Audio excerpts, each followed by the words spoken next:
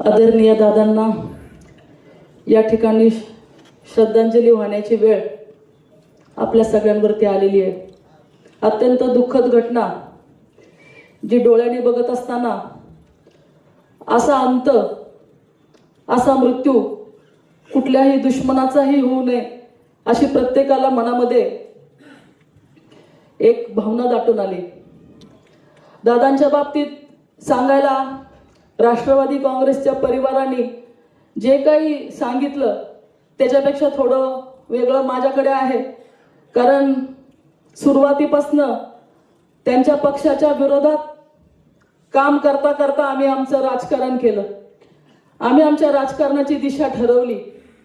असे दादा मी 1997 ला पहिल्यांदा निवडून आले, त्यानंतर महानगरपालिकेमध्ये काम करत असताना रामकृष्ण मोरे सरांचं त्यावेळेस नेतृत्व होतं, दादाही होते, परंतु मोरे सरांचा जास्त पगडा महानगरपालिकेमध्ये होता। दादांचं त्यांचं तेवढं काही असं बरं आहे असं वाटत नसताना जेव्हा विधान परिषदेला मोरे सर उभे राहिले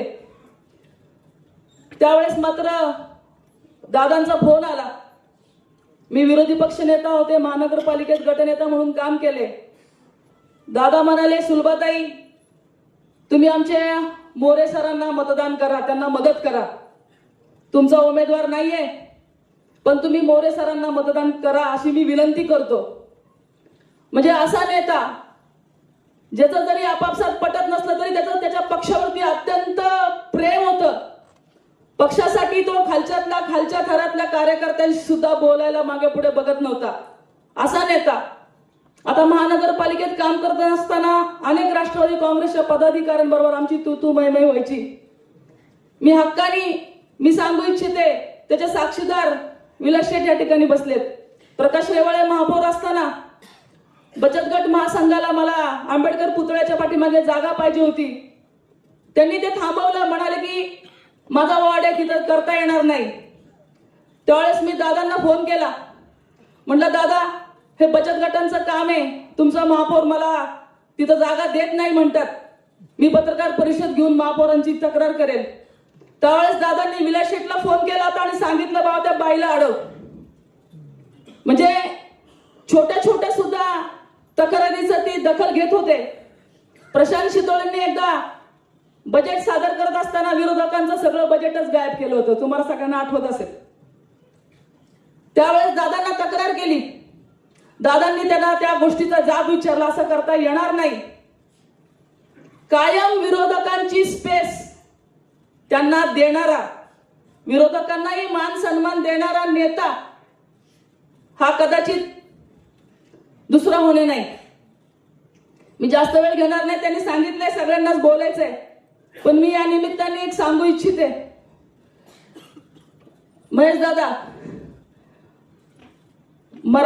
मेल्यानंतर वैर संपण्यापेक्षा आपण जिवंतपणेच ते जर आपण सगळ्यांनी संपवलं तर ही फार मोठी आदरांजली दादांना असेल। तुम्ही आणि आम्ही सगळे हाडामासाचे एकाच आहोत, एकाच नेतृत्वाखाली एकाच ह्या महानगरपालिकेत काम करत असताना राष्ट्रवादी काँग्रेसकडे 36-37 असतील, आमच्याकडे 6 असतील, तुमच्याकडे माहिती नाही मला किती आहेत, पण तुमच्याकडे सगळ्यात जास्त आहेत।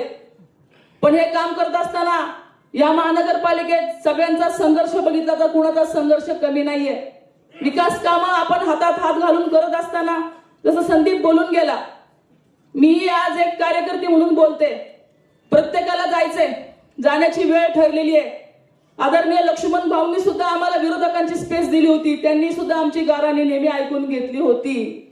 पण अशा प्रकारचं दुर्दैवानं असं होऊ नये की भविष्यामध्ये अशी वेळ यावी की आमची गाराणी ऐकणारे नेते आता नसावेत, असं होऊ नये।